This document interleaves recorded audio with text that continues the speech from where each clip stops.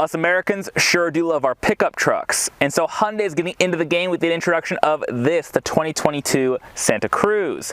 However, there's a bit of a secret behind the Santa Cruz, so stick around to find out all about it.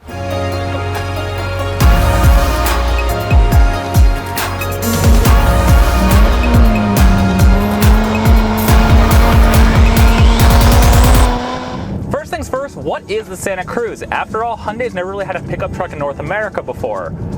Well, interestingly, this thing has been designed specifically for the North American market. It even has a little insignia in the taillights that say designed in California at Hyundai's California Design Studio. And you can tell this thing was designed in California because Angelinos have been stalking me all week. I've had this thing and asking questions about it, all of which have been positive. How soon can I get one? How much does it cost? Things like that. And when you start to take it in, it all makes sense.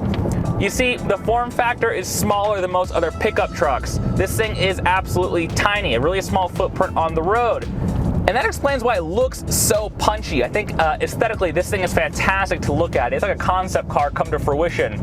Now, part of what makes it so punchy is the fact that either end is really short. The nose is really short and the bed is really short. The short overhangs up front means it's really easy to park and drive this thing. It drives like, well, any small SUV or even a car, really. But the bed is small too. Just 48 inches long. It's one of the smallest beds you can get on any truck in North America. But it has some great functionality built into it that shows that people who design this thing really do care. The tailgate opens and closes softly. The integrated tonneau cover is plastic, and on a latch you can just slide it in and slide it out. It's very clever. Oh yeah, and there's a false floor with storage underneath, similar to what you find in a Honda Ridgeline, which actually makes it great for tailgating, because you can load that false floor with ice and it has little drains in when you're done. So you can put a bunch of ice in there, put a bunch of beers or drinks in there for your tailgate, and then when you're done, you can drain it all out. That's slick. I mentioned before, but also slick is the way this thing drives, because this is a unibody truck. Now, what does that mean? Well, truck enthusiasts the world over are vomiting at the mere mention of the word unibody, but it basically means this thing is constructed more like a conventional SUV or car would be, rather than a boxy frame that you'd find under most bigger, heavier duty trucks. So while this thing has independent suspension on all four corners, so it rides and handles beautifully. It's definitely one of the nicest riding trucks money can buy out there right now, which is a pretty impressive claim to fame. It also genuinely handles in a way that other trucks just don't. I'm actually going quite quickly on this winding road.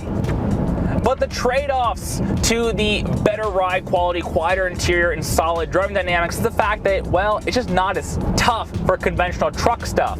You see, because it doesn't have a big boxed-in steel frame that's super duper strong, you can't go tow a locomotive, or you can't jumpstart an airplane, or whatever marketing fluff they want to show you when you buy a Silverado or an F-150. Instead, this thing is capped at towing just 5,000 pounds, the same as the Honda Ridgeline. But I don't think people buying this, or people who are interested in buying this, really care. You see, because 5,000 pounds is easily more than enough for a really small boat or a pair of jet skis so that we can get away to the lake or the beach, which is realistically how this thing will be used. Because if you look at Hyundai's marketing literature, they've been quite clever and don't refer to this thing as a truck, but as a sports adventure vehicle. That's the real marketing secret here. The same verbiage BMW used back in the day when they first introduced the X5 SUV, because of course back then BMW could never make an SUV, even though now that's all they really do. How times change. Maybe it's a sign of change at Hyundai as well.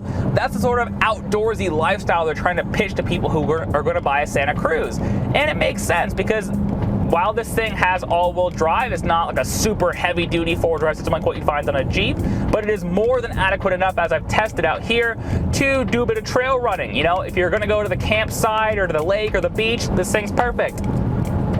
And mercifully, on the way there, you'll actually get decent fuel economy too, because EPA rates this thing at 19 mpg city, 27 mpg freeway, and 23 mpg combined, which is pretty commendable. Now, of course, I live in LA, and driving around LA is pretty terrible, so I've averaged 19 in the real world, which is actually in line with EPA estimates. Not bad, Hyundai. Oh, hi there. It's your boy, just checking in. Are you enjoying the video so far? Well, of course you are. That's because this is some grade A primo content we're talking about. So go ahead and show your support by hitting the like and subscribe buttons. It's free and helps the channel. All right, back to the video. big part of the refinement on this thing is definitely the powertrain. It's a 2.5-liter turbocharged 4-cylinder, 281 horse, 311 pound-feet of torque, powered all 4 wheels like I mentioned via an 8-speed dual-clutch automatic transmission. Kind of an unconventional pick versus a conventional torque converter auto, but don't get too hung up on it. It's a really smooth operator. Sure, there's a bit of turbo lag down low, but once this thing spools up, man, 311 pound-feet of torque is a lot. It's more than Ridgeline, and in general, just a lot of torque, because this thing is not that big or that heavy. It does 0 to 60 in about 6.5 seconds. It's pretty quick. Now, you get a non-turbocharged engine as standard, 2.5-liter 4-cylinder, 191 horse. Skip it if you can, try and get the turbo 4. You lose nothing in terms of MPGs, at least according to the EPA, but man, you gain so much in terms of refinement, power, more towing capability, things like that. This is definitely the powertrain you want in this vehicle. And I say all of this because the real secret behind the Santa Cruz and trucks like Santa Cruz is that Americans love to buy trucks, but Americans who drive trucks don't necessarily use them for truck stuff all the time, or ever. And so that's where things like the Santa Cruz or like the Ridgeline make a lot of sense, because they are so uncompromised for everyday use, which is where you see most trucks. It's amazing how many trucks I see just sitting in traffic on the I-5 doing absolutely nothing or hauling absolutely nothing. Seriously, most people in America love the idea of a truck, but when they actually end up buying one, all they do is commute to work and go to the grocery store in them, and it's kind of a giant waste. Meanwhile, this thing fits in tight parking spaces, it's easy to steer, easy to drive, it's comfortable, it's quiet, it's refined, and with base prices at 25 grand, it's very, very attractive financially as well.